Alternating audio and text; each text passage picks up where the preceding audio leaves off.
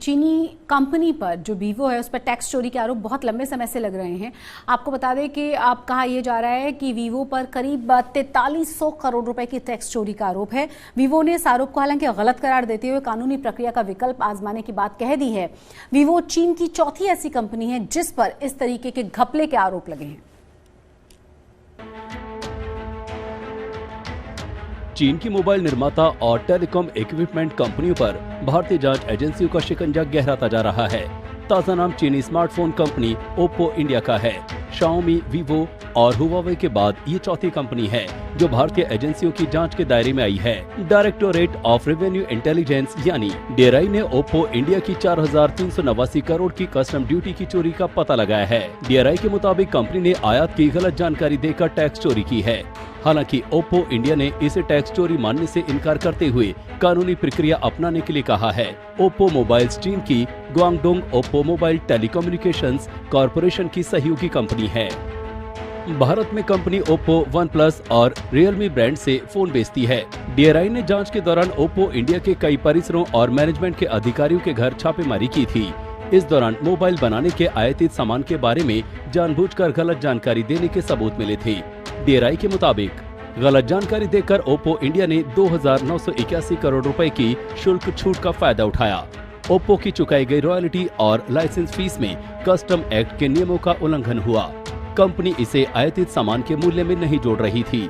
इसके जरिए कंपनी ने 1408 करोड़ रुपए की ड्यूटी की चोरी की।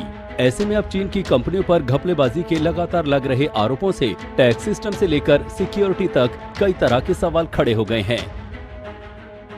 मोबाइल कंपनीज हैं जैसे Xiaomi है, आपका Vivo कंपनी है आपकी, इन लोगों ने शेल कंपनीज जो हैं वो इंडिया में क्रिएट कर रखी थी। उन शेल कंपनीज में ये लोग अपने टर्नओवर डिस्ट्रीब्यूट कर देते थे और अपने खर्चे बुक करते थे, जिसके कारण more than 50% of their turnover जो है उन्होंने चाइना में वापस भेज दी, जिसके कारण सरकार को बहुत बड़ा एक प्रॉफिट लॉस जो है, दैट इज टैक्स जो है हमारा प्रॉफिट पे, उसका नुकसान हुआ है। मैं उम्मीद करती हूँ कि भारत सरकार कुछ ठोस कदम उठाएगी और रेवेन्यू लॉस की रिकवरी पूरी तरह से करेगी। इसके पहले जांच के घेरे में आई वीवो मोबाइल कंपनी को हाई कोर्ट से शर्तों के साथ बैंक खाते ऑपरेट करने की मंजूरी मिली है। हाई कोर्ट ने कहा है कि अगर वीवो ED के फ्रीज किए गए 119 बैंक खाते चलाना चाहती है तो उसे 950 करोड़ रुपए की बैंक गारंटी देनी होगी। साथ ही इन खातों में 251 करोड़ रुपए का बैलेंस हमेशा रखना होगा। ED ने मनी लॉन्ड्रिंग की जांच के सिलसिले में 5 जुलाई को वीवो और इससे जुड़ी 23 कंपनियों के देश भर में 48 ठिकानों पर छापेमारी की थी। आज तक ब्यूरो।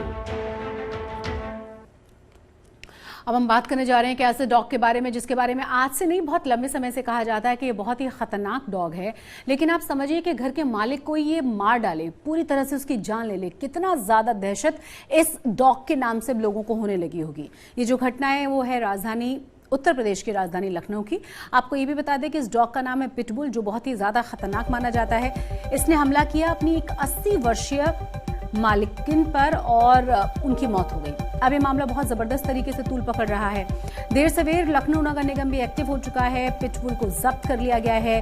पिटबुल को नगर निगम के एनिमल बर्थ कंट्रोल सेंटर में रख दिया जाएगा। इसके साथ ही पिटबुल के लाइसेंस को भी निरस्त करने की खबर है।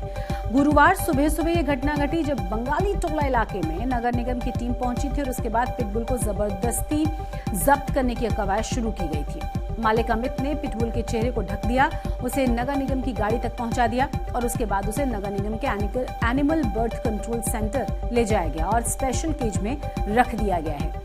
लखनऊ नगर निगम के अधिकारियों का कहना अब ये है कि हमने पिटबुल के लाइसेंस को कैंसिल करके उसे जब्त किया है और उसे स्पेशल केज में रख दिया गया है। साथ ही उसके स्वभाव पर एक रिसर्च करने के लिए 4 लोगों का पैनल भी गठित कर दिया गया है, जो ये पता लगाने की कोशिश करेगा कि आखिर पिटबुल ने अपनी मालकिन को मार क्यों डाला।